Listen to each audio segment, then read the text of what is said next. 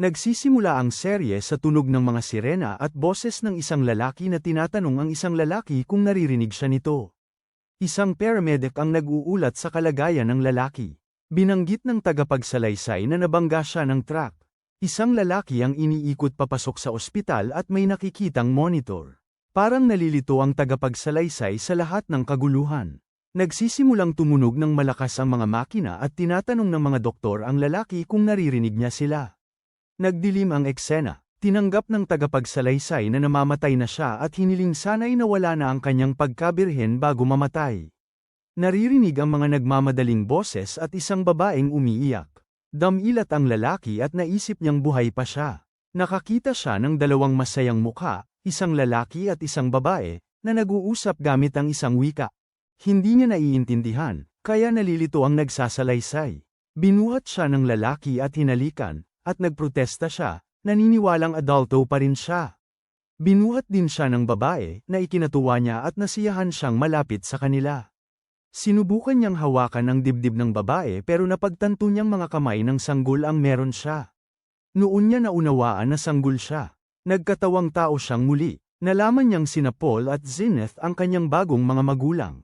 Tansya niyang nasa mid-20s ang edad ng mga ito, at nakaramdam siya ng inggit sa kanilang kabataan bilang mga magulang. Ang pangalan ng bata ay Rudess, at 6 na buwan na ang nakalipas. Nauunawaan na niya ngayon ang wika. Ipinakilala ng nagsasalaysay si Lilia, ang katulong sa bahay, na binanggit niyang isa siyang malaking tagahanga ako ng kanyang mga kakayahan. Sa 6 na buwan, medyo mahirap hawakan si Rudess, palaging nagkakaroon ng gulo. Nakasuot siya ng panty sa ulo para maglaro. Nakita siya ni Zenith at marahang pinagsabihan. Napansin niyang may sakit si Lilia at tinanong kung ano ang nangyari. Nagreklamo si Lilia tungkol sa ugali ni Rudess at nag-alala na baka may sakit ito. Panyanatag ni Zenith ang loob niya, sinabing sanggol pa lang si Rudess at wala pang alam. Tumingin si Rudess sa bintana sa magandang tanawin at naisip na ang bagong tahanan nila ay nasa Europa. Bagamat nagustuhan niya ang tanawin, ayaw niya sanang manirahan sa lugar na malayo sa bayan o walang kuryente at gas. Natutuwa siya sa kanyang muling pagkabuhay pero namimiss niya ang kanyang computer. Nakakagulat kay Paul ang makitang nagsasanay si Rudess ng paggamit ng espada sa bakuran, kaya nahulog ito mula sa bintana at nauntog ang ulo. Napasigaw siya at binuhat at inalo siya ni Zenith. Nag-aalala si Lilia dahil hindi gaanong umiiyak si Rudess kahit malakas ang pagbagsak. Ginamo siya ni Zenith gamit ang mahiwagang kapangyarihan, na una ay pinagtawanan ni Rudess pero namangharin kalaunan. Pumasok si Paul para tignan ang pamilya at ipinaliwanag ni Zenith ang nangyari. Kinakabahan at nag-aalala siya, pero pinaalalahan at pinakalma siya ni Paul. 2 taon ang lumipas at nakilala natin ang 2 taong gulang na si Rudess. Napagtanto niya ang mahika, at nagtataka kung tuturuan siya ng nanay niya. Pumunta siya para hanapin ang ina pero nakakita ng isang dibdib na puno ng mga libro. Lumipas ang panahon, ulit at natutong magbasa si Rudess. Binabasa niya ang mga aklat tungkol sa mahika at sinisikap niyang gumawa ng mga anteng-anteng. Umepekto ito at nakagawa siya ng bola ng tubig sa pamamagitan ng pagbigkas ng mahiwagang salita. Pinag-iisipan niya kung kaya niyang gumawa ng mahika nang hindi nagsasalita. Sinubukan niyang gumawa ng mahika nang walang salita at gumana ito, pero nawalan siya ng malay pagkatapos. Patuloy pa rin siyang sumusubok. Natuklasan ni Rudess na ang paggamit ng mahika ay nagpapatibay dito at ang mga anteng-anteng ay maaaring gumana kahit walang binibigkas na salita basta't may intensyon. Ang pinakamahalagang aral na natutunan niya ay ang huwag maniwala sa lahat ng nababasa. Maraming oras ang ginugugol ni Rudess sa pag-iisip tungkol sa mga mahiwagang salita, paulit-ulit na binabasa ang aklat. Napagtanto niyang kailangan niyang paunlarin ang kanyang kakayahan habang bata pa siya kung gusto niyang magaling. Habang nagsasanay si Paul ng pag-eskrima at kinikiliti ng mga babaeng kapitbahay, gumawa naman si Rudess ng bowlang tubig at binasa ang kanyang tatay. Natutunan na niya kung paano magpagalaw ng tubig. Nauunawaan na niya ngayon na ang mga mahikal na salita ay mayroong tamang pagkakasunod-sunod, pagtawag sa elemento, pagtatakda ng laki, bilis, at pagpapalabas nito. Tuwang-tuwa siya sa kanyang tagumpay sa pagkontrol ng simpleng mahika at gustong subukan ang mas mahirap na antas. Bumigkas siya ng isang mahikal na salita na lumikha ng maliit na tsunami, na nagwasak ng isang bahagi ng bahay. Akala ng mga magulang niya ay nasaktan siya, pero nakita ni Zenith ang bukas na spellbook at tinanong kung may binasa ba siya. Nang humingi siya ng paumanhin, napatili ito sa tuwa at tinawag siyang henyo. Nagtalo sina Paul at Zenith tungkol sa pag-aaral ni Rudess sa mahika at paggamit ng espada, at si Lilia ang umawat, nagmungkahi ng schedule kung saan matututo si Rudess ng mahika sa umaga at paggamit ng espada sa hapon. Pumayag sina Paul at Zenith, at kumuha sila ng gurong magtuturo ng mahika kay Rudess, isang batang demonyo na nagngangalang Roxy Magerdia. Hinangaan siya ni Rudess at namangha sa kanyang maliit na pangangatawan. May ibinulong si Roxy na hindi magagandang salita kay Rudess nang magkita sila, at nagduda sa kakayahan nitong maunawaan ang mga teorya sa mahika. Tinanggap niya ang trabaho at nagsimula agad. Ipinaliwanag niya kay Rudess na 3 lamang ang uri ng mahika, ang panlaban, panggagamot, at pang-aanyaya ng mga nilalang. Sinabi rin niya na ang mga anteng-anteng at ang mga manggagaway na naghagis sa kanila ay nahahati sa 7 kategorya: elementarya, intermediate, advanced, santo, hari, emperador. Tinalakay niya ang uri ng mahiwagang kapangyarihan na kailangan para sa paghahagis ng mga mahiwagang salita. Nagpakita si Roxy ng isang engkanto sa pamamagitan ng pagtawag ng isang bowl ang tubig, pagpapakawalan nito, at hindi sinasadyang pagsira sa paboritong puno ni Zenith. Agad din naman niya itong pinagaling. Nag-anyaya si Rudess ng isang bowl ang tubig gamit ang mas maikling engkanto at inamin kay Roxy na hindi siya gumagamit ng mga engkanto kapag naghahagis ng mga mahiwagang salita. Nagulat at humanga si Roxy. Muli, nasira ang puno ni Zenith, at sinaway niya si Roxy dahil sa pagsira nito. Nagpaumanhin si Rudess at pinalakas ang loob ni Roxy, na nagpasalamat naman sa suporta nito. Inanyayahan ni Zenith si Roxy sa hapunan, na naging isang masayang salo-salo para sa kanya. Nabuhayan si Rudess dahil dito at determinado siyang maging mas mabuting tao sa kanyang susunod na buhay. Nagsimula ang episode sa isang seremonya ng paglilibing para sa 2 tao. May mga insenso na nasusunog habang nagbibigay galang ang mga nagdadalamhati, ngunit may bakanteng upuan, malamang na inihanda para sa isang mahalagang kapamilya. Lumipat ang eksena sa isang lalaki sa isang maruming apartment, nanunood ng isang kaina-hinalang bagay sa kanyang computer. 3 lalaki ang pumasok sa gusali, isa ang may dalang paniki, at umakyat sila sa maruming apartment. Biglaang pumasok ang mga lalaking may dala-dalang armas, na hindi inaasahan ng lalaki. Siya, tumayo para harapin sila, pero binasag ng isa ang kanyang computer gamit ang bat habang tinutulak nila siya palabas sa ulan ng gabi, nakayapak. Naglakad siya sa kalye at nakakita ng 2 batang lalaki na nang-aasar sa isang babae. May truck na papalapit sa kanila. Sumigaw siya para balan sila, pero hindi sila nakarinig, kaya't hamarang siya sa daan. Damilat si Rudess. Napalilibutan siya ng mga nilalang na ginawa niya gamit ang earth magic, na kanyang pinaglaho. Narinig niya ang malakas na pag-iibigan ng kanyang mga magulang at nagpa siyang pumunta sa kanilang silid-tulugan para inisin sila.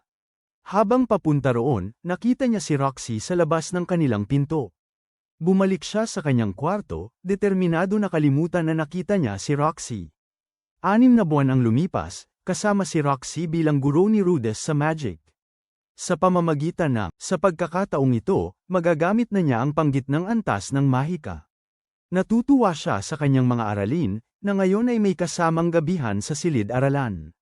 Binabasa sa kanya ni Roxy, at masigasig siyang nakikinig.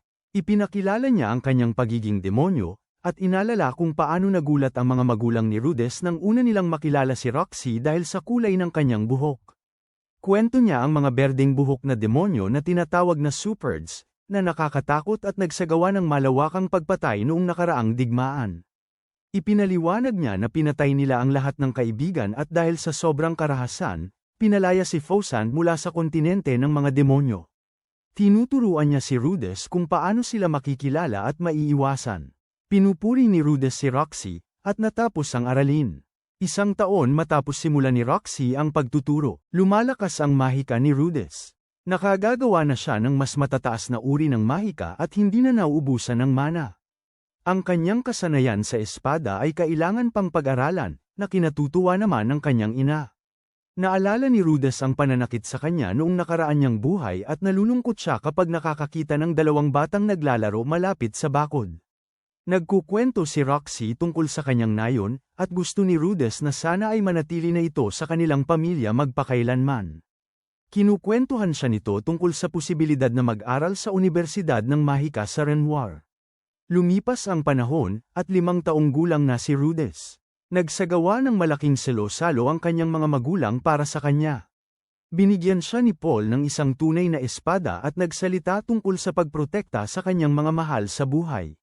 Si Zenith naman ay nagregalo kay Rudes ng isang magic spellbook, at si Roxy. Binigyan siya ng wand. Binanggit niya ang graduation exam ni Rudes. Natatakot si Rudes na lumabas ng bahay dahil sa mga pang-aasar na naranasan niya sa nakaraan niyang buhay. Ipinasyal siya ni Roxy sa nayon para sa kanyang graduation exam. Nang una'y takot siyang lumabas, natatakot na pagtawanan siya ng mga taga-nayon, pero di nagtagal ay napagtanto niyang mababait pala ang mga ito. Lalo siyang nagkaroon ng loob nang makita niyang masayang binabati ng mga taga-nayon si Roxy at mukhang nagtitiwala rin sa kanya. Unti-unti niyang napagtagumpayan ang takot niyang makasalamuha ang ibang tao. Ang final exam ni Rudes ay ang pagcast ng Cumulonimbus spell. Nang i-demonstrate ito ni Roxy, natama ng kidlat si Caravaggio ang kabayo. Humingi ng paumanhin si Roxy at ginamo ang kabayo, pagkatapos ay lumikha. Isang ligtas na lugar na may proteksyon ng mahika ng lupa para hindi na siya masaktan pa. Matagumpay na nakas ni Rudes ang Cumulonimbus spell, at tinapos na ni Roxy ang kanilang pag-aaral, itinanghal siyang isang Saint Class Water Mage. Bago umalis para maglakbay sa mundo, binigyan niya si Rudes ng isang anteng-anteng. Nagpasalamat si Rudes sa lahat ng tulong nito, at nagkaroon ng emosyonal na pamamaalam kay Roxy. Humingi ng permiso si Rudes sa kanyang mga magulang para maglaro sa labas ng bahay. Kinausap niya sila tungkol sa kanyang pag-uugali, at pinagbawalan siya ni Paul na maging mabait at gamitin ang kanyang lakas para protektahan ang mga mahina. Naglakad-lakad siya sa nayon, nasisiyahan sa paglalakad sa labas ng walang takot. Nakakita si Rudes ng mga batang nang aapi sa isa pang bata, at pinatigil niya sila sa pamamagitan ng binabato sila ng mga bukol ng lupa, gaya ng pagbato nila ng bato sa bata. Napansin niyang ang binubuli na bata ay parang kakaiba dahil sa berdeng buhok nito.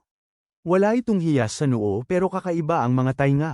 Nakipag-usap si Rudes sa bata, at nalaman niyang kalahating tao ito at sangkapat na elf. Nalulungkot ang bata sa kulay ng buhok niya. Naging magkaibigan sila, at nagpakilala si Rudes. Sabi ng bata, Sylph ang pangalan niya. Napahanga si Rudes sa pangalan, at naglaro sila. Tinanong ni Sylph kung kaya rin niyang gumamit ng mahika tulad ni Rudes, at inalok siyang turuan ni Rudes. Pag-uwi ni Rudes, nadatnan niya si Paul na nag-aalala. Galit si Paul dahil isa sa mga ina, dinala ng anak niya para i-report na sinuntok siya ni Rudes. Sinigawan niya si Rudes tungkol sa nangyari, at nilinaw niyang ayaw niyang marinig ang paliwanag ni Rudes. Sumagot si Rudes ng matapang, kaya naman nasampal siya dahil sa pagsusungit. Galit na galit, mariin na kinausap ni Rudes ang ama. May pang-uuyam sa paliwanag niya, kaya nahiya si Paul. Nag-sorry si Paul, at humingi ng paliwanag. Kinuwento ni Rudes kay Paul na ginamit niya ang mga itinuro nito tungkol sa pagtatanggol sa mahina para pigilan ang pang-aapi kay Sylph, kaya nalungkot si Paul sa pakikitungo niya kay Rudes. Tinanong ni Zenith si Paul kung anong problema, at nag-usap sila. Nag-aalala si Paul kay Rudes, sinabi niyang ang pakikipag-usap kay Rudes ay parang nakikipag-usap kay isang taong may sapat na gulang. Tuwing tag-init, nagsasanay si Rudes sa paggamit ng espada habang tinuturuan naman niya si Sylph sa mahika. Hiningi ni Sylph na ipakita sa kanya kung paano bumubulong ng mga spells. Ipinaliwanag ni Rudes kung paano niya ito ginagawa, pero nahihirapan si Sylph hanggang sa subukan niya ito ng mag-isa at unti-unting natutunan. Nang magawa na niya, nagdiwang sila sa pamamagitan ng pagtakbo sa gitna ng taniman ng trigo.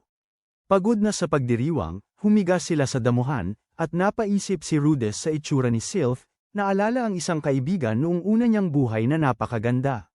Umuulan na, kaya nagmadali silang umuwi sa bahay ni Rudes. Pagdating sa bahay, sinalubong sila ni Lilia, na naghanda ng paliguan para sa kanila. Nahihiya si Sylph dahil sa pagtanggal ng damit sa harapan ni Rudes. Habang nag-eensayo ng paggamit ng espada, Hindi maganda ang performance ni Rudess. Tinanong ni Paul kung nahihirapan pa rin siya kay Sylph, at sumagot si Rudess ng oo. Nalulungkot din siya dahil hindi pa rin umuunlad ang kanyang kasanayan sa paggamit ng espada. Pinayuhan siya ni Paul na ipakita kay Sylph ang kanyang malambot na panig at maging bukas sa kanya. Sinabihan niya si Rudess na maging tapat kay Sylph at ibahagi ang kanyang nararamdaman, kahit ano pa man yun. Inamin ni Rudess ang kanyang nararamdaman kay Sylph. Hinawakan ni Sylph ang mga kamay niya at inaliw siya. Naisip ni Paul na medyo nasobrahan yata si Rudess sa pagsunod sa payo niya. Nagdesisyon sina Rudess at Sylph na manatiling magkaibigan, at niyakap silang dalawa ni Paul. Buntis si Zenith. Binati siya ni Rudess, at sinabi sa kanya ni Zenith na alam niyang magiging isang napakagandang kuya siya sa kanyang bunso. Tuwang-tuwa sina Paul at Zenith. Ibinalita ni Lilia na siya ay buntis din. Inamin ni Paul na siya ang ama ng anak ni Lilia. Nagalit si Zenith at sinampal si Paul. Nag-usap sina Lilia at Zenith tungkol sa kinabukasan. Sinubukan mang sumabat si Paul, ngunit sinigawan siya ni Zenith. Iniisip ni Zenith ang kanyang gagawin matapos ang pagtataksil ni Paul sa kanilang pagsasama. Pumagsalita si Rudess sa kanyang ina patungkol sa sitwasyon, na lalong nagpagalit kay Zenith. Sinisi ni Rudess si Paul at ipinagtanggol si Lilia. Gumawa siya ng kwento kung saan si Paul ang kontrabida at si Lilia ang walang kalaban-laban na katulong na hindi makatanggi sa mga kahilingan nito, na siyang kumbinsi sa kanyang ina na payagan si Lilia na manatili. Pumayag ang ina at hiniling kay Lilia na manatili. Labis na nagalit si Zenith. Galit kay Paul. Napaiyak si Lilia dahil sa ginhawa. Ibinuhos ni Paul ang kanyang inis kay Rudess. Nakatayo si Lilia sa may bintana at pinapanood sila. Iniisip kung paano niya naakit si Paul. Iniwan niyang bukas ang pinto habang naliligo, para makita siya ni Paul, at saka ito pumasok sa kanyang silid. Pakiramdam ni Lilia ay dapat sana siyang naparusahan at naunawaan niya ang papel ni Rudess sa kanyang kapatawaran. Pinag-isipan niya ang damdamin niya para kay Rudess at napagpasyahan niyang dapat niyang igalang si Rudess. Nangako siyang iaalay niya ang kanyang anak sa paglilingkod kay Rudess kapag lumaki na ito. Parehong nanganak ng babae sina Zenith at Lilia. Si Norn ang pangalan ng anak ni Zenith at si Aisha naman ang anak ni Lilia. Pinag-uma pa ng pagmamahal ni Paul ang kanyang dalawang anak na babae at madalas siyang makitang mga kalokohan para sa kanila. Iniisip ni Rudess na si Paul ay hindi cool at nagdesisyon siyang siya ang magiging cool na kuya sa mga nakababata niyang kapatid. Pagkatapos tulungan ni Rudess si Lilia, naging mas palagay ang loob nito sa kanya at nagkwento tungkol sa mga panahong bata pa ang ama niya. Ikinumpara ni Rudess ang kanyang kasanayan sa pag-eskrima sa ama niya. Magaling si Paul sa tatlong estilo ng pag-eskrima, kaya nawala ng kumpiyansa si Rudess. Sinubukan siyang pag-aani ng loob ni Paul, pero bastos ang naging sagot ni Rudess. Ginamit ni Paul ang pagkakataon para kausapin si Rudess tungkol sa pagkakaibigan nila ni Sylphie. Binanggit din niya ang paaralan, na tila interesado naman si Rudess. Nang asar si Paul na papasok na si Rudess sa paaralan pagkatapos matuto ng pagbabasa at pagsusulat. Nagsasanay si Sylphie ng wind magic sa ilalim ng puno nila. Habang iniisip ni Rudess tungkol sa paaralan at kung gusto niyang mag-aral, binanggit niya kay Sylphie kung gaano siya nakakaramdam na parang kulong at ipinahiwatig na gusto niyang pumunta sa ibang lugar. Pero umiyak si Sylphie dahil sa emosyon. Nakatanggap si Rudess ng sulat kay Roxy, kung saan ibinahagi nito ang mga karanasan niya sa paglalakbay at pagtatrabaho bilang isang mage sa korte ng kaharian ng Chiron. Sinabi nitong na-master na niya ang King class na water magic at ipinapayo kay Rudess na pag-isipan ang pag-enroll sa Renoir University of Magic kung mahirapan siya sa kanyang mahika. Pinag-isipan ni Rudess ang sulat ni Roxy at binabalak na mag-enroll sa universidad. Napagpasyahan niyang ang pagpasok sa universidad ang susunod niyang gagawin at binanggit niya ito sa hapunan kinagabihan.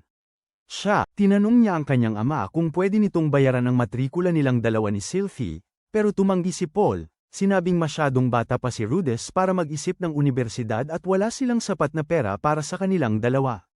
Humingi si Rudess ng permiso para magtrabaho at makaipon para sa matrikula ni Sylphie para matustusan ang pag-aaral nito. Nagulat si Paul at pumayag sa kahilingan niya. Isang araw, habang may aral sa espada, isang kakaibang karwahe ang huminto sa harap ng bahay nila. Isang babaeng nakasuot na parang mandirigma ang bumaba.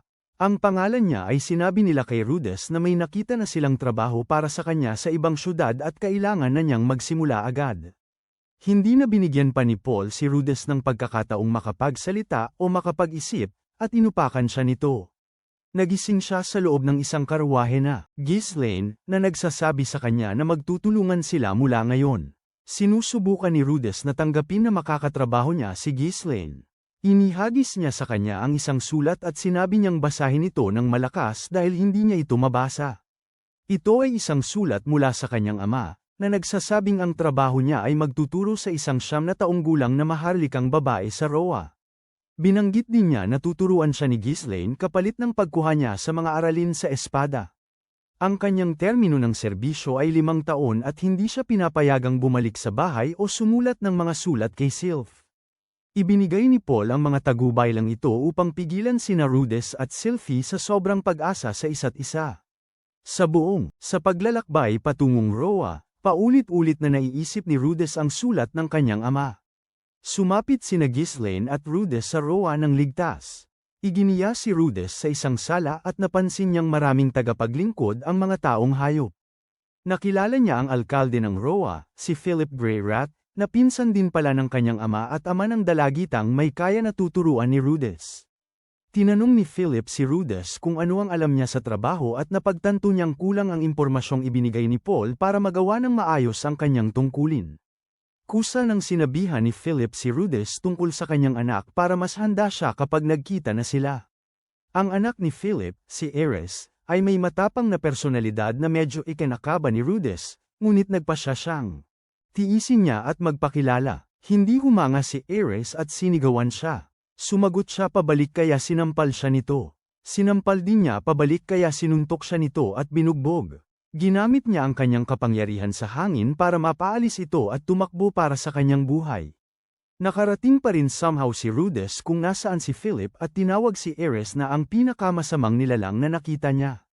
Nang mapagtanto niyang kausap niya ang tatay nito, binawi niya ang sinabi at sinabing isang masigla at mapagkalinga dalaga ito.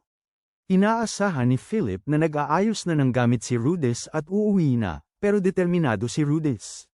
Tinatanong siya ni Philip kung ano ang plano niya para sa pinapakiusapan si Ares na matuto at nagmungkahi si Rudess ng isang palabas para mahikayat siyang matuto ng mag-isa. Pinagplanuhan nila ni Philip ang gagawin. Kinuha ni Rudess ang anteng-anteng ni Roxy at nanalangin para sa tagumpay ng plano. Ang pinakapangunahing bahagi ng plano ni Rudess ay isang pekeng pagdukot. Sila ni Ares ay kunwaring dinukot, at gaya ng inaasahan, sumigaw si Ares, kaya napansin sila ng isa sa mga dumukot. Pumasok ito sa silid at sinaway si Ares na tumahimik. Sinagot siya ni Ares ng masasakit na salita kaya sinugod siya nito at pinalo. Nasuntok din si Rudess dahil lamang sa itsura niya.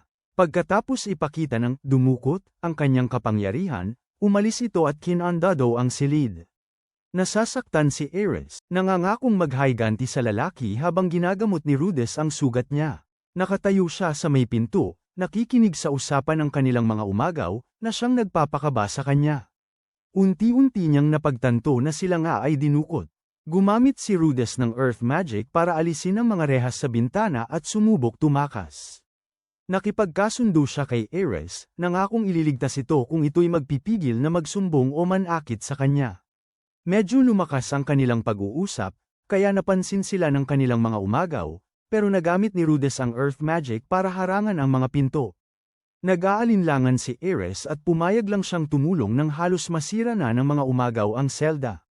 Sa isang talon, nakatakas sila kasabay ng pagbukas ng pinto ng pangunahing umagaw at ng lupa. Harang nagawa sa mahika ng hangin. Nagsimula ang habulan ng mga umagaw nang mapagtanto nilang nawala na sina Ares at Rudess. Halos maabyutan pa sila dahil sa pagsigaw ni Ares kay Rudess matapos siyang tuluyang gumaling. Iniwan siya ni Rudess dahil sa paglabag nito sa pangako, pero sinundan din siya ni Ares nang marinig ang papalapit na mga umagaw. Nang makalayo na sila sa panganib, nakasakay sila sa isang karwahe pabalik ng Roa. Pagdating sa Roa, nakakita sila ng isang tauhan ng alkalde at nilapitan ito ni Rudess, pero bigla na namang dinukot si Ares. Nagmadali si Rudess para hanapin siya. Nang matagpuan niya si Ares, sinalakay niya ang mga umagaw gamit ang mahika at napalaya niya si Ares. Ang mga lalaki pala ay, na maging mga tagapaglingkod sa mansyon na nag-aalok kay Rudess ng ginto para sumama sa kanila. Tinanggihan niya ang alok dahil sa kanyang mga prinsipyo. Binulag niya sila ng isang liwanag at saka sila nakipaglaban gamit ang mahika. Tumalon siya sa harapan ni Ares para protektahan ito at halos mapatay ng talam ng isang umagaw. Mabuti na lang at nakialam si Galan, na iwasan ang sandata at natamba ang lalaki. Natigilan si Rudess. Nagpasalamat siya rito sa pagliligtas sa kanila. Naging malinaw na kay Philip ang pagsasabuatan. Nalungkot si Ares at naramdaman ni Rudess na nabigo siyang hikayatin itong matuto. Lumayo siya at nagpasyang tanggapin siya ni Ares bilang guro nito. Binigyan din siya nito ng espesyal na pahintulot na tawagin siyang Ares imbes na Lady Ares. Tulad ng ibang mga katulong sa mansyon, binati ni Philip si Rudess sa maayos na paggawa, ngunit sa halip na tanggapin ang papuri, humingi ng paumanhin si Rudess. Tinanong niya kung bakit interesado rin sa kanya ang mga taong nagkulong sa kanila at ipinaliwanag ni Philip na ang isang miyembro ng pamilyang Grey Rat ay maraming magagamit, sa politika man o sa pisikal na paraan. Tiniyak ni Philip na ang kanyang pakikilahok ay mananatiling lihim upang maiwasan ang hindi kanais-nais na atensyon. Ang opisyal na kwento ay narinig ni Galan ang kanilang mga sigaw at nagmadali upang iligtas sila.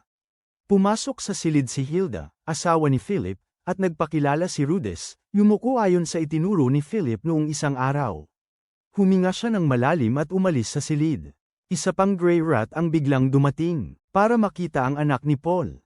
Nagpakilala si Rudess at komento ng lalaki na masyadong magalang si Rudess para maging anak ni Paul. Pinayagan siya nitong manatili sa mansyon. Ang lalaki ay ipinakilala ng kanyang butler, si Alphonse, bilang ang Panginoong naghaharing ng Phytoa, si Lord Soros Boreas Grey Rat, na ama ni Philip at tiyuhin ni Paul. Kinwestiyon ni Lord Soros si Rudess kung paano niya nailigtas si Ares, ngunit nang subukan ni Rudess na ibahagi ang opisyal na kwento, sinigawan siya nito. Pagkatapos ay binanggit niya na sinabi sa kanya ni Philip na huwag siyang mag-angkin ng karangalan. Tinawag ni Lord Soros ang kanyang anak, na lumuhad sa harapan niya. Sinuntok siya ni Soros, dahilan upang mapahamak siya at lumipad sa silid. Sinaway niya si Philip na kinailangang magpaliwanag kay Lord Soros. Hiniling ni Lord Soros kay Rudess na turuan ng mahika si Ares. Pumayag si Rudess na maging gurong ng dalaga, ngunit mas gusto niya kung si Ares mismo ang mag-aanyaya. Ipinaliwanag niya kung bakit mas maganda yon, at sumigaw si Lord Soros para kay Ares. Dumating ito sa parlor, at sinabihan siya ni Lord Soros na siya mismo ang humingi kay Rudess na turuan siya ng mahika. Sinubukan ni Ares na hingin kay Rudess ang pabor sa paraang sa tingin niya ay magalang, ngunit ang totoo ay ginagaya niya lamang si Rudess at sinusubukang maging kaaya-aya tulad ng mga taong hayop. Hindi nagustuhan nito ni Rudess at sinaway niya si Ares dahil sa kakaibang pag-uugali nito. Tinuturuan niya naman si Galan ng matematika, at habang abala siya, si Ares, na nag-iisa, ay sinindihan ang bahagi ng mansyon para ipakita ang kanyang kapangyarihan sa apoy. Pinatay ni Rudess ang apoy at mahinhin siyang sinaway, pero tumakbo siya para magtago. Isang buwan nang tinuturuan ni Rudess si Ares, at marami na siyang napagdaanan na pagtakbo at pagtatago nito tuwing naiinis o nasa saway. Tumakas ulit siya, at nadatnan ni Rudess na tulog na siya sa kamalig. Sinubukan ni Rudess na gisingin siya ng maayos. Sinuntok ulit siya ni Ares. Napabuntong hininga si Rudess, kaya kinausap niya si Galan, na nagmungkahi na sila'y magkasamang turuan. Nagsimula ang sabay na klase, at si Ares ay nanatiling makulit gaya ng dati. Sa isang klase, nang sabihin ni Ares na nababagot siya, kinuwento ni Galan ang kanyang mga unang taon bilang isang adventurer at kung bakit niya naisip na kailangan niya ng tuturong magbasa at magbilang. Nabighani si Ares sa kwento at nagbigay ito sa kanya ng inspirasyon na magpatuloy sa kanyang mga aralin. Nagsanay si Rudess at Ares sa pangangasiwa ni Galan, at muli, natalo ni Ares si Rudess. Tinanong ni Galan ang kahinaan niya, at sinubukan itong ipaliwanag ni Rudess. Sinabihan siya nitong pagbutihin ang pag-iwas sa mga atake. Muling nagsanay si Ares kasama niya, at kahit pagod at nagreklamo na siya, bumangon ulit siya para pagbutihin ang kanyang paggamit ng espada. Sayang lang at mabilis ding nawala ang kanyang panandaliang tagumpay sa pag-focus ni Ares sa klase dahil bumalik ito sa kanyang matinding at agresibong ugali. Si Rudes, si Ares at Galan ay may isang araw na pahinga at nagpas siyang gumala sa syudad. Habang naghahanda sila, sinaway sila ni Rudes. Pinuri niya ang suot ni Ares, at sinuntok siya nito. Pagdating sa palengke, naglibot si Ares sa mga tindahan, tuwang-tuwa sa mga ingay, amoy, at kakaibang paninda. Sinubukan ng isang mangangalakal na ibenta kay Rudes ang isang gamot na pampalakas ng libido. Tinanong ito ni Rudes, at sinaway siya ni Ares. May hawak siyang libro at nagsusulat ng presyo ng mga paninda. Pilit na ipinapaliwanag ni Ares kung ano ang sinusulat niya, at sinabi ni Rudes na inihahalin tulad niya ang presyo sa iba't ibang tindahan. Nagbigay siya ng suliranin sa matematika sa kanyang mga estudyante, at gaya ng inaasahan, si Ares. Mali ang sagot niya. Tama ang sagot ni Galan, at hindi maintindihan ni Ares kung bakit mali ang kanya. Pumunta si Rudes para tignan ang ilang libro, at inalok ni Ares na bilhan siya ng librong tinitingnan niya. Nang tanungin niya kung may pera ito, sinabi nitong hihingi siya sa lolo niya para bilhan si Rudes. Tumanggi si Rudes, at tinanong ni Ares kung bakit. Ipinaliwanag niya na wala itong karapatang gumastos ng pera na hindi naman pinaghirapan. Nagsimula ito ng usapan tungkol sa pera at halaga. Sinabi niya rito kung magkano ang kinikita niya, at nang magulat ito, ipinaliwanag niya kung bakit mababa ang sahod niya. Iminungkahi ni Rudes na humingi ito ng baon sa tatay niya, at natuwa si Ares sa posibilidad na magkaroon ng sarili niyang pera. Habang pauwi na sila, nakita ni Rudes ang kuta ni Pyrgius, ang hari ng mga dragon, at ikinwento ni Ares at Galan ang tungkol kay Pyrgius at Laplak, kung paano natalo ni Pyrgius si Laplak sa digmaang nagtapos 414 na taon na ang nakararaan. Iniisip ni Rudes ang digmaan. Napansin ni Rudes na mas nagiging masipag si Ares sa pag-aaral kapag regular siyang nagpapahinga. Ginamit ni Ares ang kanyang baon para bumili ng gamot pampalakas sa isang mangangalakal, at ibinigay ito kay Rudes. Sinabi niya na mas magaling na siyang magmath at nakakapagbilang na ng tama. Dahil sa pagkamausisa sa gamot, tinanong niya si Rudes kung para saan yon. Umiwas si Rudes sa pamamagitan ng pagtakbo, kaya naman humingi siya ng tulong kay Galan para mahuli siya. Habang naghahabulan sila, nabasag ang bote ng potion, at aksidenteng nasabi niyang pampaligo pala ito. Umiling ang mga babae sa kanya, at ang parusa niya ay ang kilitiin ni Ares. Masiglang nag-eensayo sina Galan at Ares sa niebe habang papalapit na ang taglamig. Naiilagan ni Ares ang mga atake ni Galan, at pinupuri naman ni Galan ang bilis at galing nito, na nangangakong kung magpapatuloy ito, maangat siya sa mas mataas na antas. Tinuturuan ni Rudes sina Ares at Galan ng mahika at aritmetika, at mabilis naman silang natuto. Lumipas ang panahon, pero patuloy pa ring hinahamak ng ina ni Ares si Rudes, kaya nagtataka siya kung bakit. Magaling si Rudes sa pag-ukit ng mga estetua at hinahangaan niya ang ginawa niyang estetua ni Roxy nang may kumatok sa pinto. Binuksan niya, upang makahanap ng isang matandang babae na nagngangalang Edna Raver, na nais makipag-usap tungkol sa mga aral ni Ares. Tuwang-tuwa si Rudes na makilala si Edna Raver. Sinabi nito sa kanya na malapit na ang ika-10 kaarawan ni Ares, at nais ni Lord Soros na magdaos ng isang salo-salo para dito. Ipinaliwanag nito na maraming mga maharlika ang dadalo at kailangang magpakita si Ares ng magandang asal at husay sa pagsasayaw. Ang pinakamahalagang bahagi ng sayawan ay ang isang sayaw na pangungunahan ni Ares, kaya kakailanganin niya ng oras upang mapaunlad ang kanyang asal. Hiningi ni Edna kay Rudes na bawasan ang ilan sa kanyang oras ng pagtuturo sa loob ng linggo upang maituro niya kay Ares ang magandang asal at pagsasayaw. Masayang pumayag si Rudes, na natutuwa sa posibilidad na magkaroon ng pahinga mula sa pagsigaw at pagsaway nito. Tuwang-tuwa sa oras. Pagkaalis, nagpas siyang mag-explore si Rudes sa silid-aklatan. Ipinakita sa kanya ni Paul ang paligid ng mga silid-aklatan sa mansyon, ipinaliwanag ang iba't ibang seksyon. Dahil sa maraming aklat sa wikang banyaga, pinili ni Rudes na matuto ng bagong wika sa kanyang libreng oras. Dahil maraming taong hayop sa mansyon, nagpas siyang mag-aral siya ng kanilang wika para mas makakapag-usap siya ng maayos sa kanila. Nagpasyahan din siyang matuto ng wikang demonyo sakaling kailanganin niya ito balang araw. Ngunit, ang pag-aaral ng wikang demonyo ay napatunayang mahirap, at nahihirapan si Rudes. Sumulat siya kay Roxy, Ibinahagi ang kanyang mga bagong pag-aaral at ang mga wikang kanyang natututunan.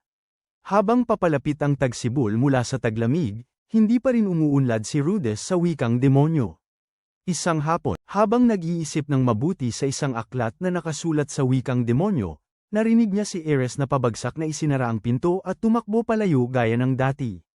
Lumapit si Edna kay Rudess, humihingi ng tulong at kinukumbinsi si Ares na bumalik sa kanyang mga aralin, dahil siya na lamang ang guro na hindi sumuko sa kanya. Pumayag si Rudess na tumulong at hinanap si Ares, na natagpuan niyang nakaupo sa ibabaw ng isang malaking bale ng dayami. Hindi niya alam kung paano siya nakarating doon, kaya umupo siya sa paanan ng bale. Nag-usap sila tungkol sa kanyang mga aralin sa pagsasayaw at kung paano siya pinipilit ng mga tao na gumawa ng mga bagay. Binigyang kahulugan ni Rudess ang kanyang mga responsibilidad sa ibang paraan at inalok ang kanyang tulong.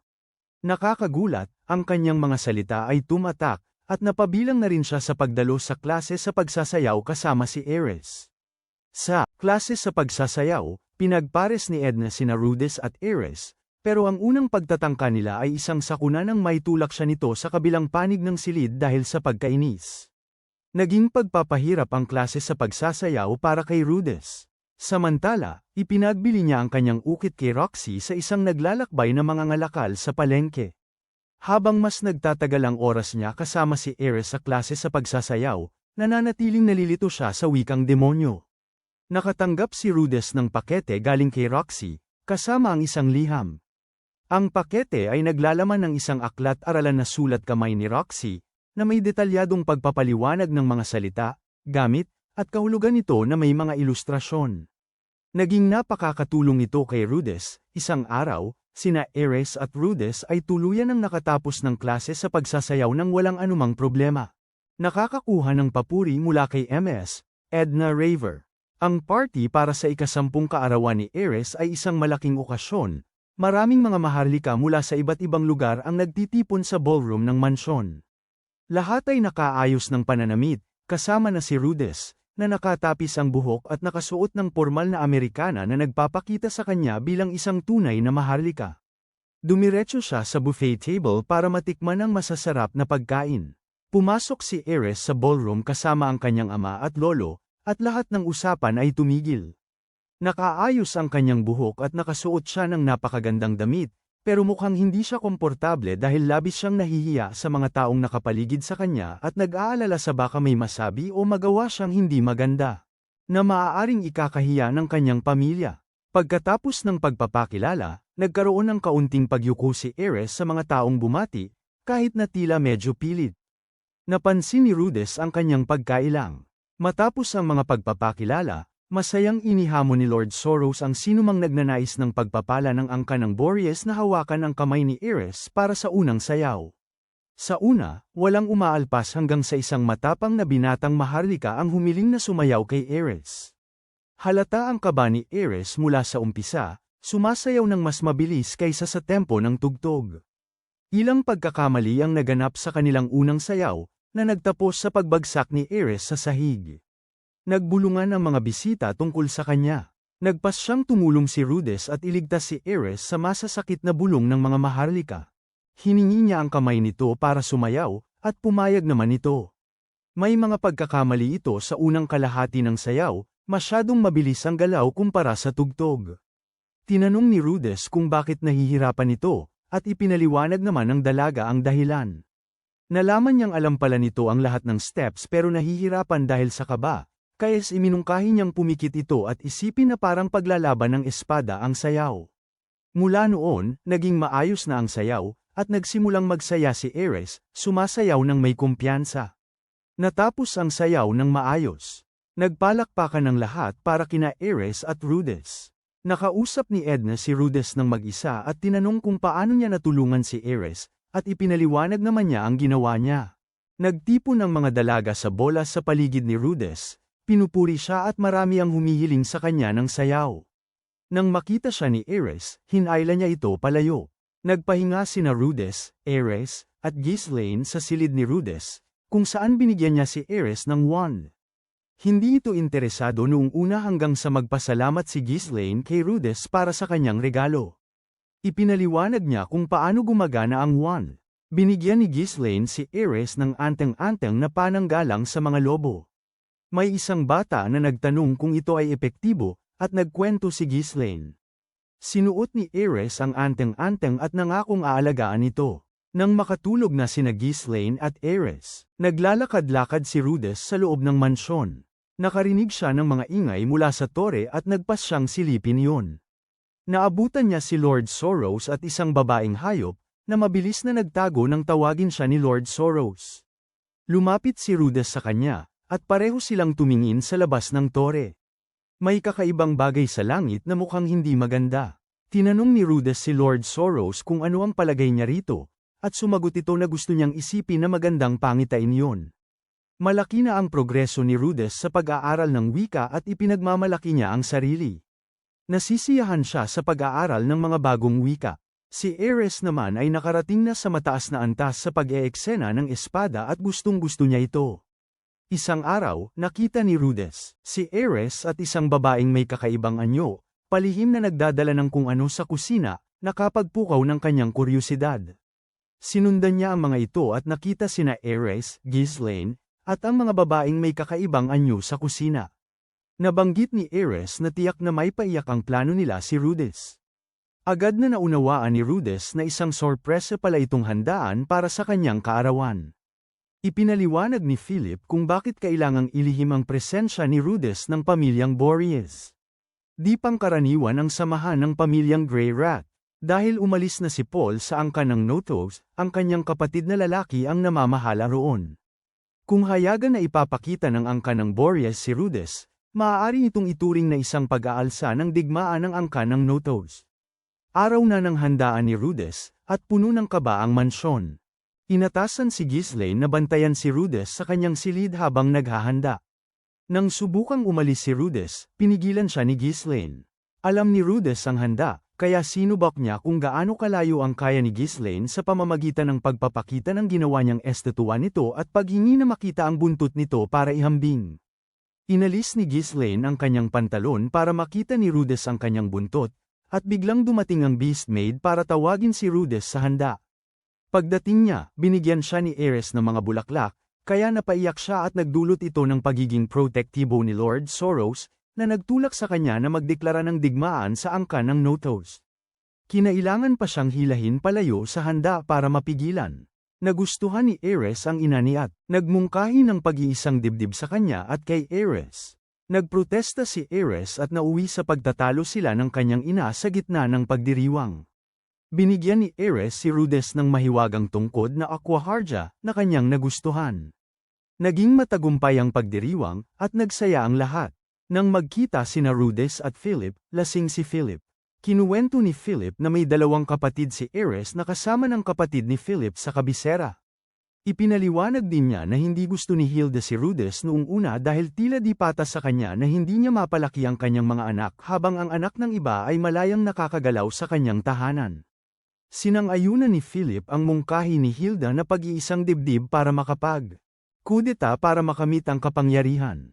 Tumanggi si Rudess at nahiga na, para lamang matagpuan si Ares na naghihintay sa kanya na nakasuot lamang ng nightgown. Hinala niya na gawa ito ni Philip. Nang tangkain niyang hawakan ito, malakas ang naging reaksyon ni Ares at padabog na lumabas. Bumalik siya, at humingi ng paumanhin si Rudess sa kanyang ginawa. Sinabi nito na maaari nilang gawin ang kahit anong gusto nila kung kaya nilang maghintay ng 5 taon.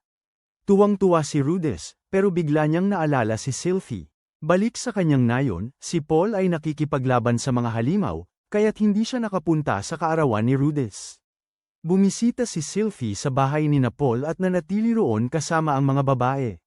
Pinag-usapan ni Zenith at Lilia kung paano nagbago si Sylphie simula nang umalis si Rudess. Nakita ni Roxy ang mga ulap na bumubuo sa rehiyon ng Osira at ang mga pag-aalala kung ano ang ibig sabihin nito para kay Rudess at sa kanyang pamilya. Mula sa malayo, nagtitipon ng mana, at ang mga nilalang mula sa iba't ibang kaharian ay nagpapadala ng mga kinatawan upang siyasatin ito. Nabanggit ng isang pinuno na ang ulap ay mukhang ulap na ginagamit sa pagtawag kay Laplas na demonyo. Iniutos niya sa kanyang mga tagapaglingkod na hanapin at pigilin ang sinumang nagbigkas ng gayong mahika. Ipinakita ni Rudess kina Ghislaine at Ares ang cumulonimbus na mahika. Sinubukan niyang gamitin ito, at nagbago ang mga ulap. Sinabi sa kanya ni Ghislaine na nakatuon ang mana. Isang lalaking nagngangalang El Manfi ang nagniningning ang sumubok na salakayin sila, naniniwalang si Rudess ang may kagagawan ng kaguluhan. Inaangkin niyang siya ay pinadala ni Lord Pyrages upang pigilin si Rudess. Nilinaw ni Rudess na wala siyang kinalaman sa pagtitipo ng mana. Pagkaalis ni El Manfi, isang matinding liwanag ang bumalat kina Rudess, Ares, at Ghislaine. Nahanap ni Rudess ang sarili sa katawan niya noong nakaraang buhay, na parang nakakulong sa isang hindi tiyak na lugar. Isang tinig na tila galing sa ibang daigdig ang nagsimulang magsalita, at agad niyang tinanong kung sino yun. Ipinakilala ng tinig ang sarili bilang isang lalaki, na nagpaliwanag na siya ang pumili na makialam dahil napakakapanpanabik ng buhay ni Rudess. Pinatiyak niya kay Rudess na nasa panig siya nito, pero nagalit si Rudess at tumangging makinig. Nilinaw ng lalaki ang kanyang intensyon. Sinabi kay Rudess na ang katawan nito ay nasa kaharian ng mga demonyo na, at inutusan siyang umasa at tumulong sa kanya. Nagising si Rudess sa tabi ng isang kumikislap na apoy, si Ares ay natutulog sa tabi niya. Pinag-aaralan niya ang sitwasyon at nakikilala ang lalaki sa harap niya bilang isang makapangyarihang demonyo. Sa pagtatanggol sa sarili, sinubukan ni Rudess na gumamit ng mahika at magsalita gamit ang wikang pangdemonyo. Ngunit hindi naintindihan ng lalaki ang tanong niya. Ipinaliwanag ng demonyo na nakita niya ang pagbagsak ni Rudess at Ares mula sa langit at gumawa sila ng apoy para sa init. Tinanong ni Rudess kung nakita ng demonyo si Ghislaine, pero hindi. Tinatanong naman siya ng demonyo kung natatakot siya, at sinagot ni Rudess na magiging bastos naman kung matatakot siya matapos siyang iligtas. Napagtanto ng demonyo na kakaiba si Rudess, at gumalaw si Ares. Nagpakilala si Rudess, at sumagot din ng demonyo gamit ang pangalan niyang Rog-eared Superdia. Habang papalapit si Rudess sa apoy, tinanong niya kung nasaan sila, at sinabi ni Rog-eared ang eksaktong lokasyon, ang hilagang silangang kontinente ng mga demonyo sa rehiyon ng Bigoya. Napaisip si Rudess kung gaano nakalayo sila sa kanilang tahanan. Tinanong ni Rog-eared kung paano sila napunta sa kaharian ng mga demonyo, at ipinaliwanag ni Rudess na nilamon sila ng isang matinding liwanag na may mahiwagang kapangyarihan. Nangako si Rog-eared na poprotektahan sila at gagawin ang lahat para makauwi sila. Nagising si Ares, sumigaw, at umiyak nang makita si Rog-eared, pagkatapos ay nagtago sa ilalim ng kumot dahil sa takot. Ngunit, nang makita niyang kalmado si Rudess kay Rog-eared, nagkaroon siya ng lakas ng loob na lumabas. Nagpakilala si Ares, at gayon din si Rog-eared. Tinulungan ni Rudess na mapagan ang tensyon sa pagitan nina Ares, at sina Rog-eared, at silang tatlo'y naglakbay. Si Rulagerd ang nag-aalaga sa kanila at ibinabahagi ang kakayahan ng kanyang ikatlong mata. Ang kanilang paglalakbay ay dinala sila sa isang nayo ng mga Magard, at sinikap ni Rog-eared na makapasok sila. Dumating ang pinuno upang makita ang mga manlalakbay, at ipinakilala ni Rudess ang kanyang sarili gamit ang kanilang wika. Binigyang galang siya ng pinuno at tinanong ang kwintas na suot niya. Binanggit ni Rudess si Roxy, na pagtanto niyang nayon pala yun ni Roxy.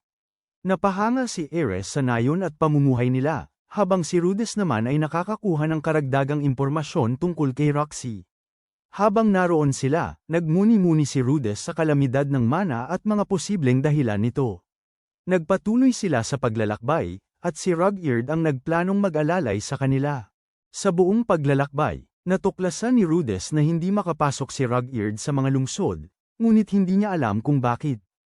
Nalaman din niya na minsan nang iniligtas ni Rog-eared ang isang batang Mag-Ardian at nakatuon sa pagprotekta sa mga bata. Ang pangunahing layunin ni Rog-eared ay ibalik ang karangalan ng kanyang tribo. Nang tanungin ni Rudess ang tungkol sa digmaan, ito ay nagdulot ng matinding emosyon kay Rog-eared. Hinikayat siya ni Rudess na ibahagi ang kanyang kwento. Inilarawan ni Rog-eared kung paano, bago ang huling labanan ng digmaan, binigyan ni Laplace ang mga mandirigmang Superd ng mga bagong sibat, na nagpasama sa kanila, at naging mga mababangis na nilalang na pumatay sa lahat ng kanilang nakikita, kaaway man o kaibigan. Nabanggit niya na iilan na lamang ang natitirang Superd at tinalakay ang epekto ng digmaan sa kanilang reputasyon. Nakikiramay si Rudess, kasama ang Superd at nangakong tutulong kay Rog-eared na maibalik ang kanilang karangalan. Natanggap nila ang mga pagpapala at binigyan ng mga Mag-Ardian si Rhodes ng espada. Nagpakumbaba si Ares at nagpasalamat, at nagpatuloy ang tatlo sa kanilang paglalakbay. Maliksi at mahusay na napatay ni Ares ang mga halimaw gamit ang kanyang bagong espada at kumain ng ligaw na pagkain na para bang ipinanganak siyang isang adventurer.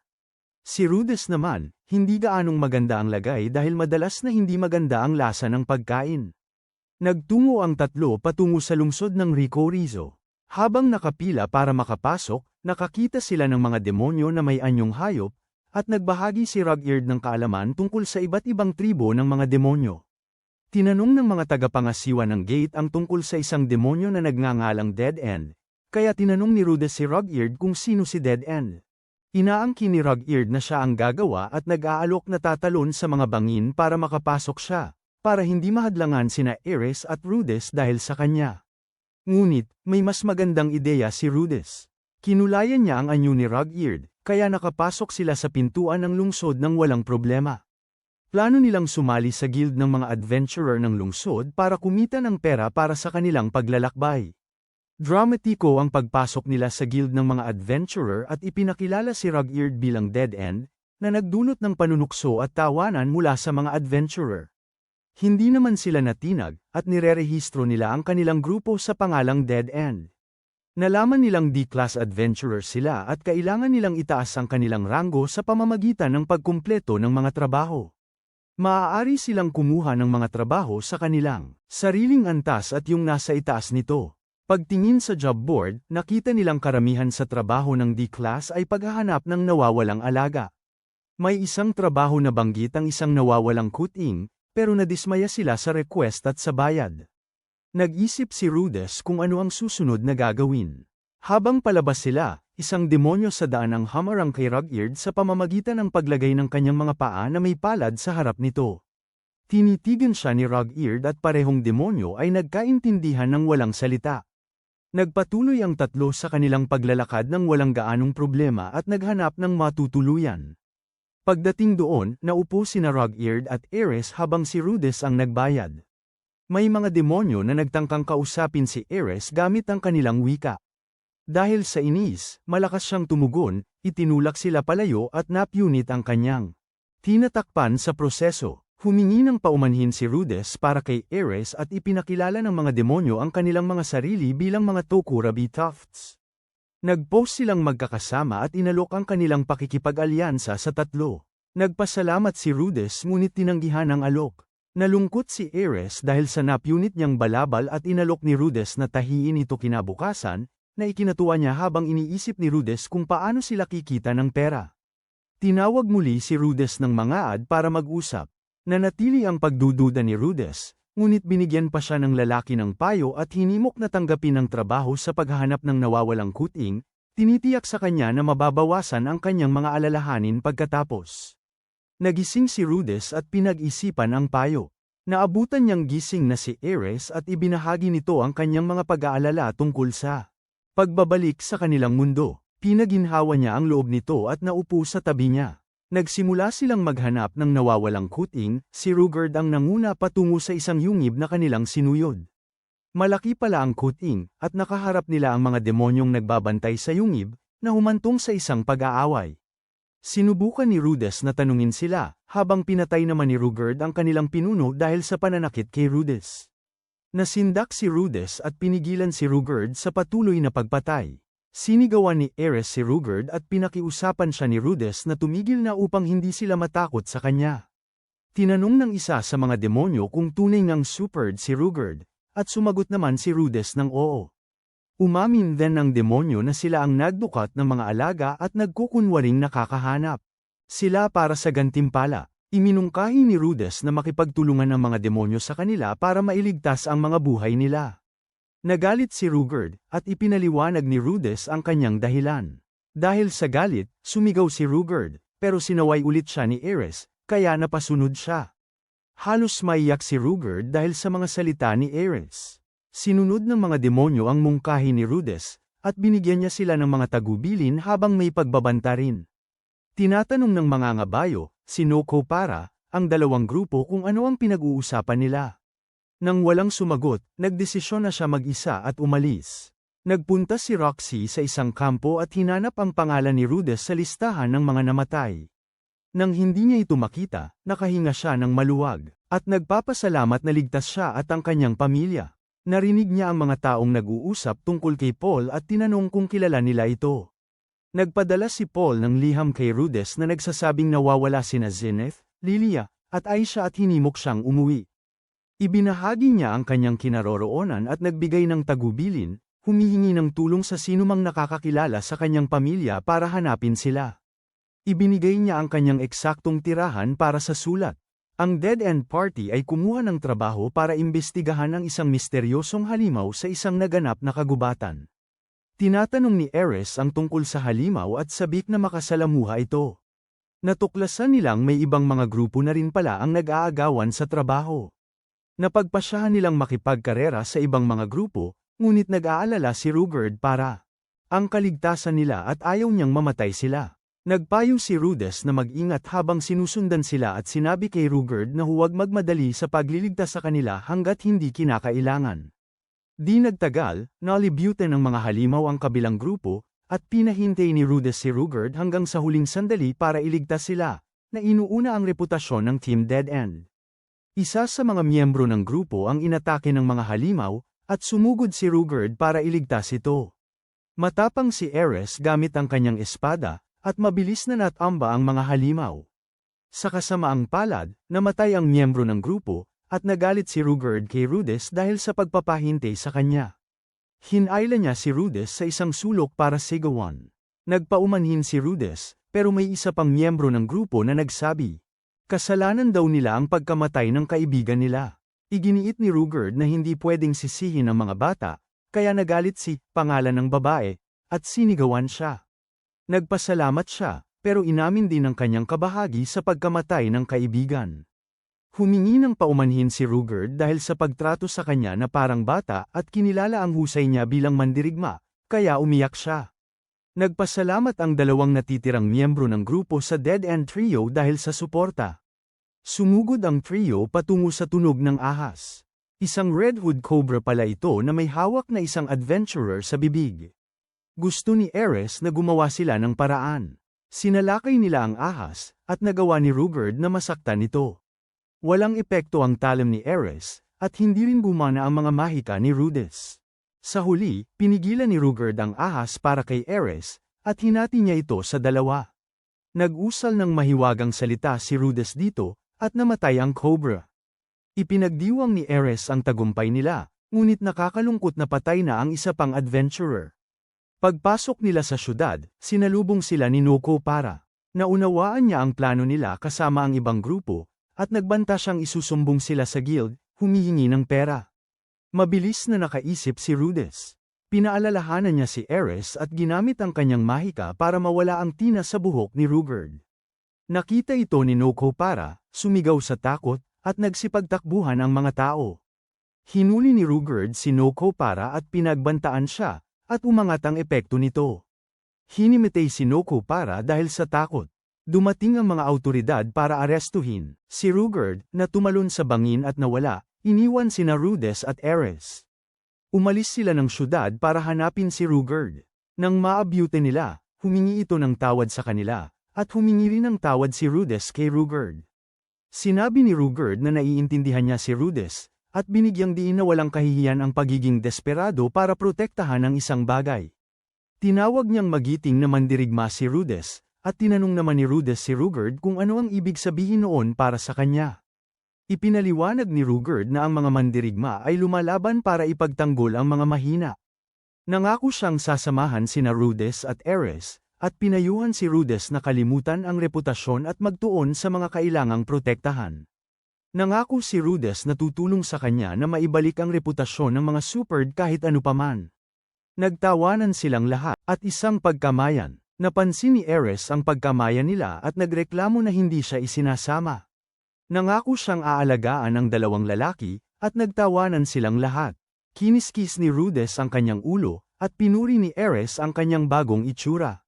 Binigyan niya ito ng isang leather thong para itago ang kanyang ikatlong mata. Inamin ni Rudess ang kanyang mga pagkukulang sa tatlo, at nangakong magiging mas maayos ang kanyang pakikipag-usap sa kanila simula noon. Nagkaroon sila ng isang pagpupulong para sa plano. Ang tatlong dating nasa mahirap na kalagayan ay nakarating sa karagatan. Namangha si Ares dito at tumayo sa dalampasigan, sabik na tumalon at habarin ang kanyang baluti para gawin iyon. Nanlalaki ang mga mata ni Rudess habang pinapanood niya itong humuhubad ng isa-isang gamit. Pinaalalahanan siya ni Rugerd na huwag pumasok sa tubig dahil puno ito ng mga halimaw at hindi safe. Parehong nagreklamo sina Rudess at Ares dahil hindi sila marunong lumangoy. Si Roxy ay sumama sa mga taong nakilala niya na kilala si Paul. Lahat sila ay parte ng iisang grupo ng mga adventurer noong kabataan nila. Pagkatapos ng paglalayag, isang lalaki sa pantalan ang nahihilo at natutamba. Nakilala ang magkakaibigang tatlo sa pantalan, at nalaman nila ang kanilang mga palayaw, na ikinatuwa ni Rudess hanggang marinig niya ang kanya. Nalalaman nila na ang pamasahe ni Rugerd sa barko ay 200 green ore coins, kaya napagpasyahan nilang pag-isipan ito. Humingi ng paumanhin si Rugerd kay Rudess dahil sa pagkaantala sa kanilang mga plano. Sumakay sila ng ilang ng mga araw para makaisip ng solusyon. Naguguluhan si Rudess at natulog, kung saan tinawag siya ulit ng lalaki. Sinermonan siya nito at sinabihang bumili ng pagkain sa isang tindera sa kalye at maglakad-lakad sa likod bahay. Naiinis si Rudess at nagtanong kung bakit, pero hindi nakakapagbigay ng kasiya siyang sagot ang lalaki. Nagising si Rudess. Nagsasanay sina Ares at Rugerd. Na-distract si Rugerd nang makita si Roxy, kaya nataman siya ni Ares. Tuwang-tuwa siya at sumigaw sa tuwa. Sinunod ni Rudess ang payo ng lalaki at nakasalubong niya ang isang Magerdian. May nakita rin siyang nagmamakaawang tao sa gilid ng daan at binigyan niya ito ng pagkain. Pagkatapos kumain, nag-transform ang tao sa kanyang tunay na anyo at nagpasalamat kay Rudess. Para sa pagkain, tinanong niya ang pangalan nito at ipinakilala ang sarili bilang si Kishirika Kishirizo, ang dakilang emperador ng daigdig ng mga demonyo. Hindi gaanong napahanga si Rudess pero sumabay na lang siya sa laro, na kinatuwa naman nito. Ginamit niya ang mga mata upang basahin ang kaluluwa nito at nakita niyang muling isinilang na kaluluwa ito. Napagpasyahan niyang bibigyan ito ng isang hiling dahil sa kabutihang loob nito na nakapagligtas sa kanyang buhay. Nang humiling ito ng napakalaking kayamanan, sinabi nitong imposible yon dahil wala itong pera. Nang humiling ito ng kalahati ng mundo, sinabi nitong hindi rin niya yon magagawa. Tinanong niya kung pwede siyang bayaran gamit ang katawan nito, pero tinanggihan din yon. Tinugon niya kung ano ang kaya nitong ibigay. Iminungkahi nitong pumili na lang ito ng mata ng demonyo. Tinanong niya kung magkano ang halaga noon, at sinabi nitong hindi. Napakahalaga, tinatanong kung anong uri ang gusto niya. Binibigyan siya nito ng mata ng panghuhula at nag-aalok ng tulong sakaling kailanganin niya ito. Sinusubukan niyang masanay sa mata at nabangga niya ang isang lalaki, na itulak niya ito palayo bago pa mahulog ang isang garapon mula sa itaas. Sinabi niya kay Rugerd na nakilala niya ang dakilang emperador, na sumagot naman na hindi niya alam na bumalik na ito.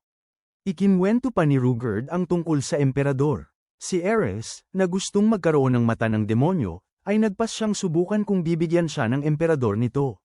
Tumagal ng 1 linggo si Rudess bago nasanay sa mata ng panghuhula, at nakatulong ito para umunlad siya sa pagsasanay nila ni Ares. Binati siya nito at sinubukang ibagsak, pero nahawakan niya ito ng maayos.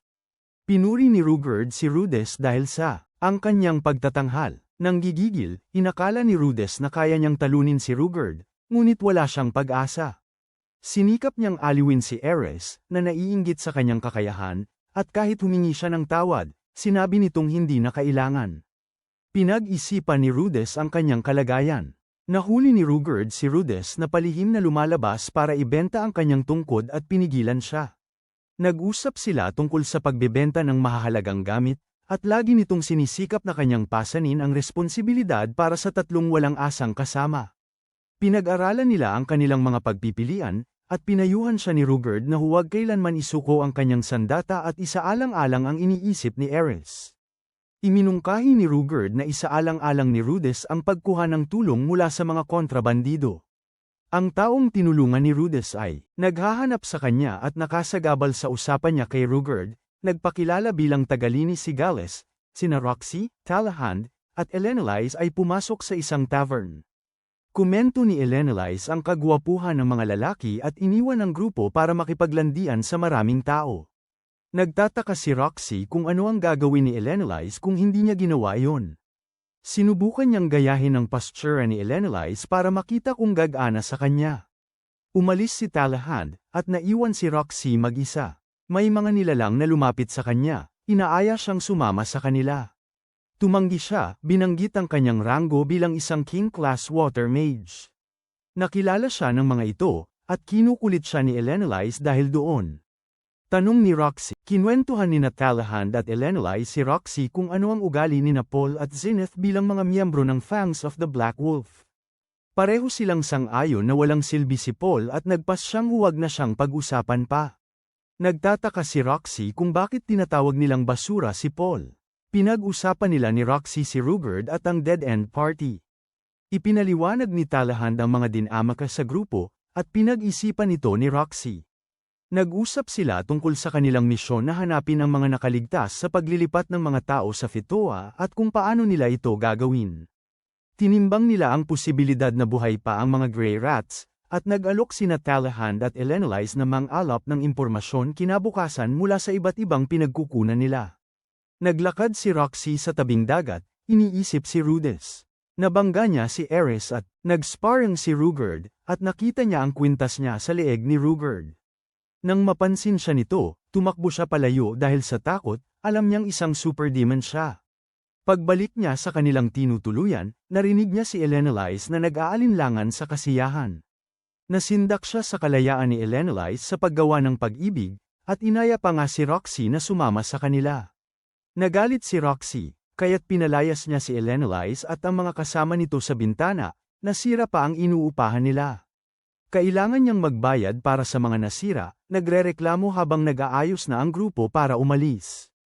Tinatanong ni Elenice kung anong klaseng lalaki ang gusto niya, at sinabi ni Roxy ang kanyang ideal na lalaki, at inaasar ni Elenice. Si Gales, ang lalaking iniligtas ni Rudess mula sa isang nahulog na palayok ng tubig, ay isang kontrabandista pala.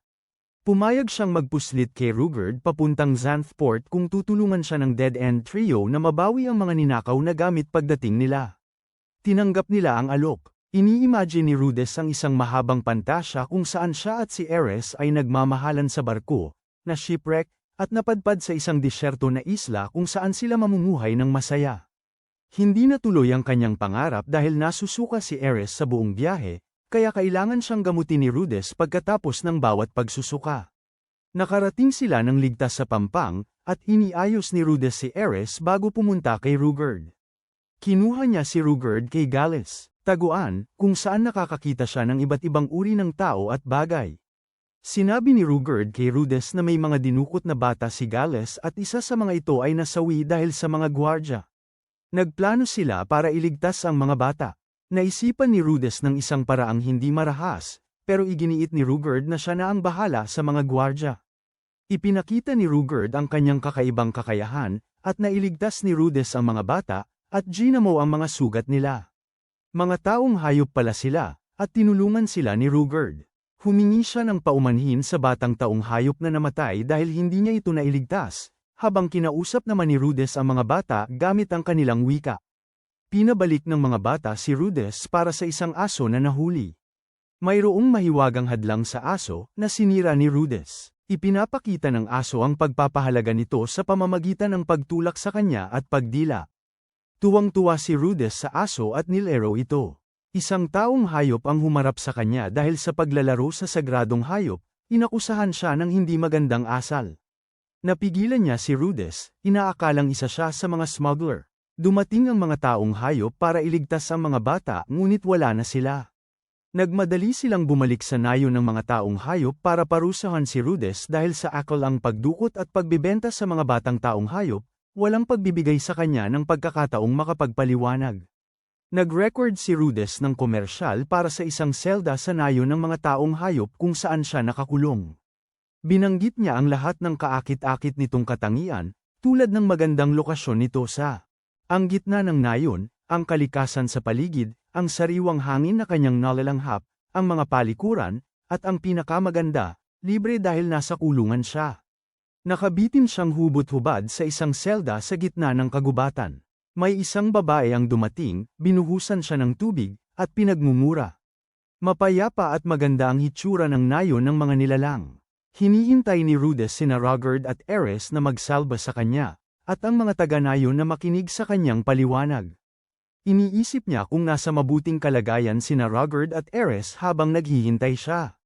Pagkatapos, may isa pang lalaki ang ibinilanggo ng mga nilalang, at sinubukan ni Rudess na salubungin ito sa pamamagitan ng pagpapakita ng kanyang awtoridad at pananakot.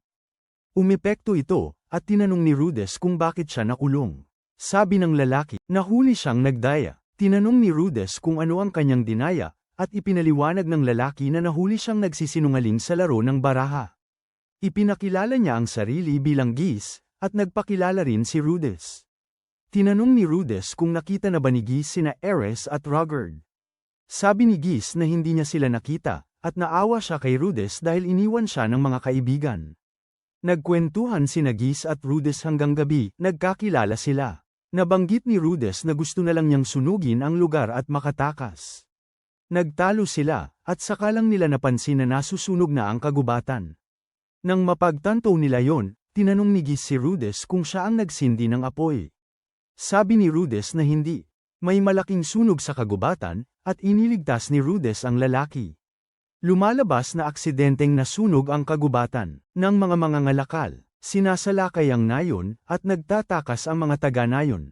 Dinukot ng mga umaatake ang mga batang hayop, at nagpas siyang iligtas ni Rudess ang nayon. Sumunod si Gis sa kanya, at gumawa si Rudess ng mahika para umulan at mapatay ang apoy, sana't walang masaktan. Dahil dito, naging target siya ng mga umaatake. Ang taong nagkulong sa kanya ay nagpasalamat kay Rudess sa pagtulong sa pag-apula ng apoy, at humingi ng tulong sa pagsagip sa mga bata. Pumayag si Rudess na tumulong. Sabay nilang iniligtas ang mga bata at nakasalubong si Gales. Ibinahagi ni Gales ang kanyang masamang plano na dukutin ang mga batang hayop at ibenta ang mga ito ng malaki sa mga maharlika sa Fitoa. Hinala ni Rudess ang pamilyang Boreas Greyrat ay nakikipagnegosyo kay Gales, ngunit pinili nilang manahimik. Nag-away sina Gales at ang taong hayop, at nanalo si Gales. Nalaman ni Rudess at Gis na si Gales ay isang mandirigma na may antas ng santo sa estilo ng Diyos sa Hilaga. May hawak si Gales na isang batang hayop na nasasaktan. Kinutya ng taong hayop si Gales, ngunit nanatili itong kalmado. Nag-isip si Rudess. Naantig si Rudess sa pag-iyak ng bata, ngunit bago pa siya makatugon, lumitaw ang banal na hayop upang makipaglaban kay Gales dahil sa pangahas nitong pagkuha sa kanilang mga anak. Ginamit ni Rudess ang mata ng pananaw upang magkaroon ng kalamangan laban kay Gales sa labanan. Nagsimula na ang paglalaban, at si Rudess ay nauwi sa tinamaan ng saksak sa hita ng kutsilyong ibinato ni Gales. Hindi tumigil ang sagradong hayop sa pag-atake nito.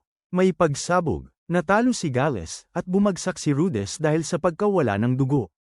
Nagising siya at nadatnan sina Ares at Rogard sa baryo ng mga hayop. Humingi ng tawad ang mga taong hayop at nagpasalamat. Tinatanong niya si Ares kung ano ang nangyari sa kanila noong isang linggo siyang wala. Ikinwento nila ang lahat ng mga pangyayari at kung paano nila siya nahanap. Sa Phytoa, si Boros ay nakatakdang mamatay dahil sa pagpapabeya sa kanyang tungkulin. Iniisip ng mga maharlika na ang kalamidad ng mana ay dahil sa kanya at sinisisi siya. Ang rehiyon ng Phytoa ay ibinigay sa ibang Panginoon, na nakangisi sa tanawin sa harap niya.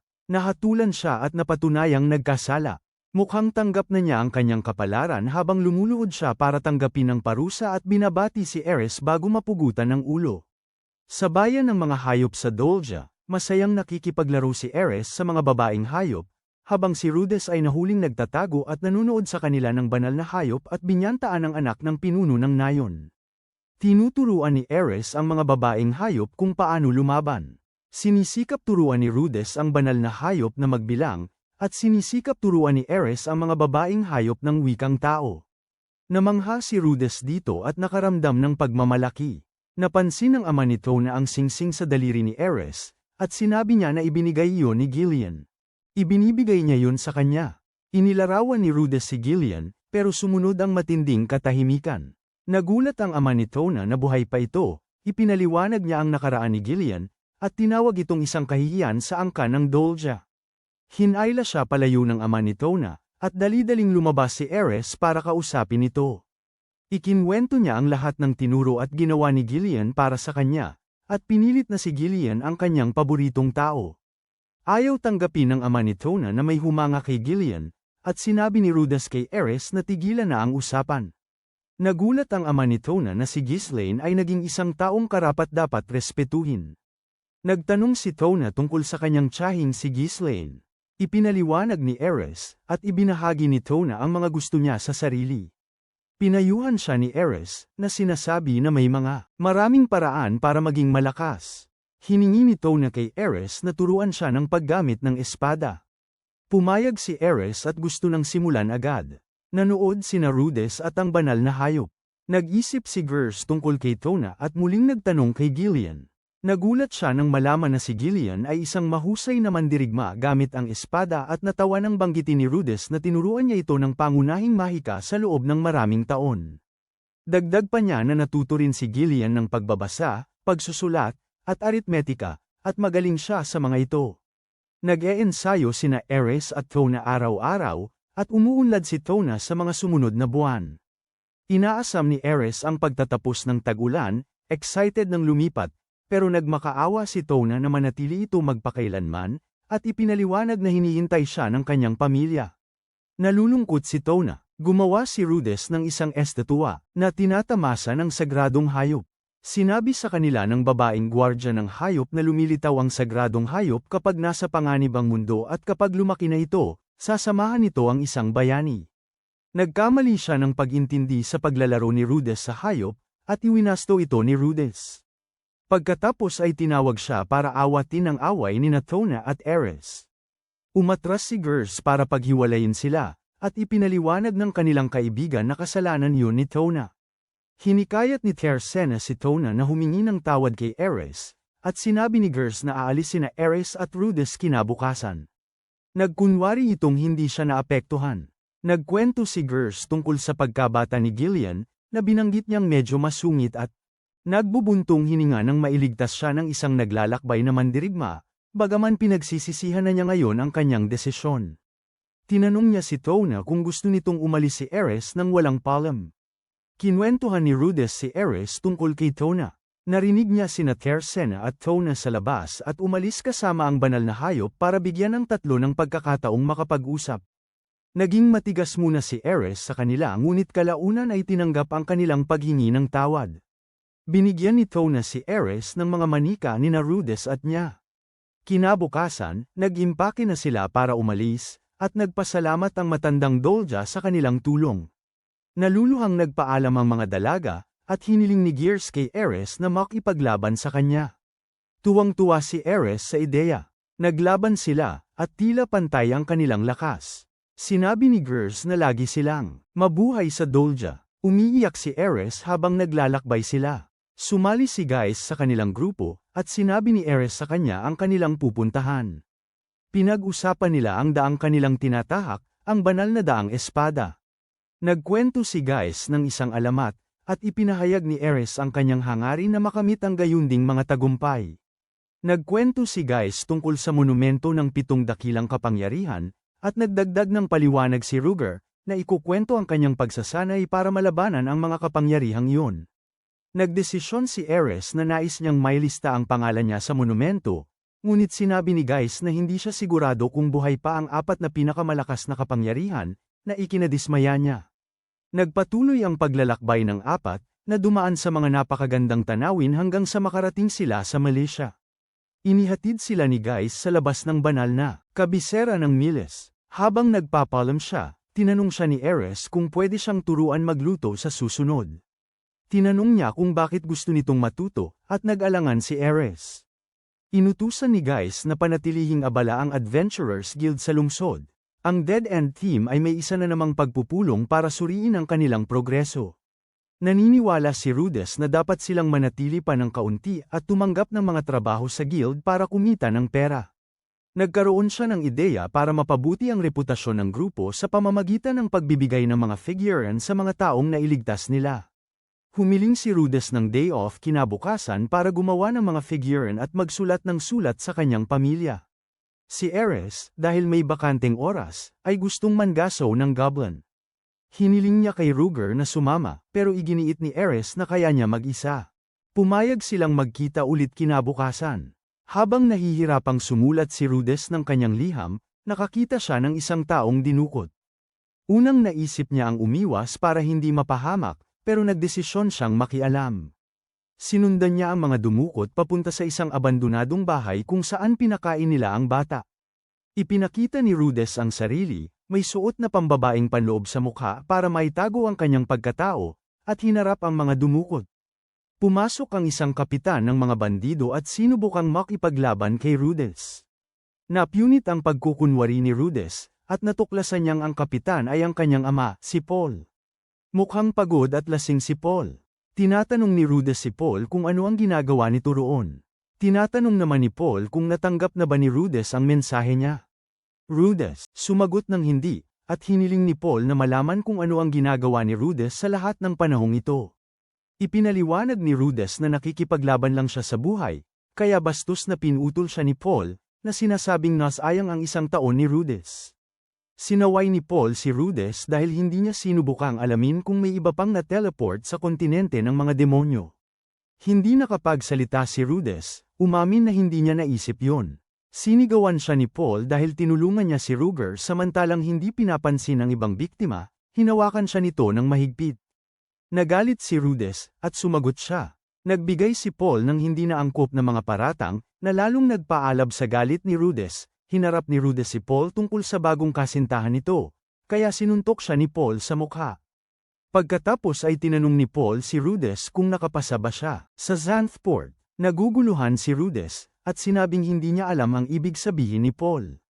Sinubukan ulit siyang saktan ni Paul, pero nagamit ni Rudes ang kanyang kakayahang umunawa sa hinaharap para mahulaan ang mga galaw ni Paul, dahilan para mapabagsak niya ang kanyang ama. Sinuntok ni Rudes si Paul, at ang bawat suntok ay puno ng galit. Susuntukin na sana niya ulit nang itulak siya ni Norn at pinigilan, sinabihan siyang tumigil sa pananakit kay Paul. Paalis na si Rudes sa pinagtataguan nila nang sabihin ni Paul na hindi lang siya ang napadpad doon. Lahat daw sa kanilang nayon ay napadpad din. Natigilan si Rudes. Binanggit ni Paul na nag-iwan siya ng mga mensahe sa mga guild ng mga adventurer sa Xanth at Westport, at tinanong si Rudes kung bakit hindi niya ito nabasa. Sinabi ni Paul kay Rudes na habang siya ay nagsasaya, siya mismo, may namatay na mga tao.